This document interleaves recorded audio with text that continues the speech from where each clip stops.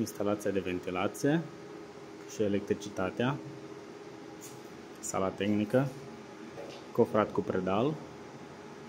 Aici avem ventilele. Încă un apartament. Poți economisi foarte mulți bani dacă cofrezi cu predal și faci ventilația și electricitatea în placa de beton.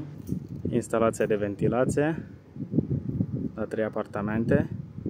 Instalația electrică, totul în placa de beton.